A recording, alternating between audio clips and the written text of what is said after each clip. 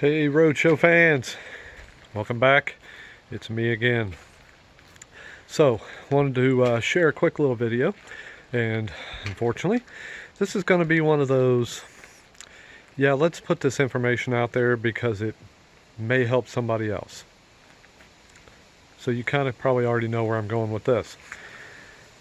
So, as most of you probably know, for about the last 5 months, we have been set up in the same place, one of our favorite places that just happens to be close to home. It is where we raced back to be close to all of our family and friends and everything to wait out all of the COVID craziness. So this last Saturday, we finally did it. We finally took off. Our nest went mobile. Time to get back out and start this adventure that was the whole reason we started doing this in the first place. Get out, see parts of the country we'd never seen before. Well, turns out that little adventure had more in store than we had planned. The road getting there got a little bumpy on us. So, flash forward. It's mid-afternoon on Saturday. As we're rolling down the road, we both start to notice a very strong, odd, sudden burning smell. Well, up ahead of us there was a little bit of a older, kind of beat up vehicle that we kind of thought, oh well, maybe it's just something coming from that. Wasn't even 20 seconds later, that car pulled off of an exit ramp and disappeared, and so we kind of sat there doing the for a minute. Yeah, no, smell just kept getting stronger. So Ange unbuckled her seatbelt and took off toward the back, see if she could smell anything stronger or whatever it was, which I know there's some people want to throw a fit that she got out of her seat while we were moving, but you know, sometimes the situation, you gotta do what you gotta do. So she gets to the back of the rig toward the bedroom and she says, "It's smoky back here. We're smoking." Yeah, that's always a fun thing to hear when you're running 70 miles an hour down the road. Okay, so I get pulled over, barely onto a shoulder. I bail out of the rig, just see if I can figure out what's going on. I look underneath the rig and I can already see something dripping, just flowing out from underneath. Yeah, the stomach starts to knot a little bit at this point. And I can see that what's causing all the smoke is whatever this is that has, you know, blown all over the manifold, the back part of the engine block, all over the catalytic converter and the exhaust. So I lay down, again, barely on a shoulder, cars whizzing by, just barely missing at, 60, 70 miles an hour, and put my fingers down into this fluid, and pretty much immediately I recognized the smell. And as I looked at my hand, yeah, I could tell from the texture and the color, transmission fluid. So, for those of you that are motorhome knowledgeable, you pretty well know this is about worst case scenario. We are absolutely in the middle of nowhere. We're on the side of the road with hardly any kind of shoulder. This is not a safe place, and everything from what I can see where transmission fluid is, I'm convinced we've just completely blown our transmission. So in about 5 seconds runs through my mind the whole process of, now I have to call roadside assistance. We're going to wait God only knows how many hours for the proper kind of tow truck to get us out of here. Then we got to start figuring out where we're going to take it to. Then we got to figure out where's a hotel so we can have a place to stay. Because keep in mind, This is on a Saturday afternoon. Hardly anything's even open. So my first priority turns to the fact that this is not a safe place to be. So I quickly look to see where the next exit is, and hopefully has a gas station. Well, it turned out it was only about 2 miles away. So said a little prayer, gave Gypsy a big hug, begged her to just stay with us for a couple miles. And so we started limping down the road trying to get to this exit so we could at least get off the road.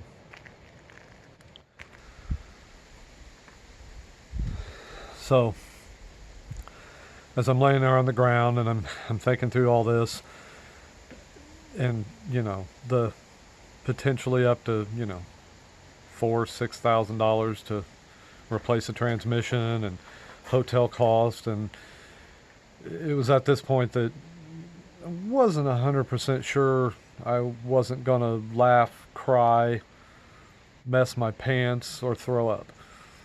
So I get in the rig. We start off down the road. Like I said, we're limping down the road. We get to this exit successfully. There's a gas station right there. I pulled in, and we start the process of calling roadside assistance. That actually went really smooth. Didn't even have to wait really on hold. They said, sure, we'll get somebody dispatched for you. We'll let you know in a minute what an ETA is. Person at the gas station was incredibly helpful. Wasn't complaining about us taking up a bunch of room in their parking lot. Even offered, said, with it being a weekend, if we got absolutely in a pinch, they would make room for us. We could just camp right there in the parking lot. So there are good people out there still. So once I get the tow truck taken care of, I find out that there's a Ford dealer only about 2 miles away. That's when I start realizing, what are we going to do? We're going to camp in the parking lot of a Ford dealer until Monday? Because, again, this is a Saturday. Nothing opens till Monday. So then I realize, let me check and see if there's maybe a little campground somewhere fairly close by, and we can get there and we can just stay there until Monday and call the tow truck and have them come there and get us. So it turns out we were only 1.2 miles from turned out to be an awesome little campground. So I get a hold of Rick, who runs the Shamrock Campground. Rick could not have been any more accommodating and helpful. When I first asked him, he said they did not have any availability. I started telling him what was going on, and he said, let me go look around and see if I can make a space for you. So when he gets back to me, it turns out that they had someone who actually ended up checking out and left a day early.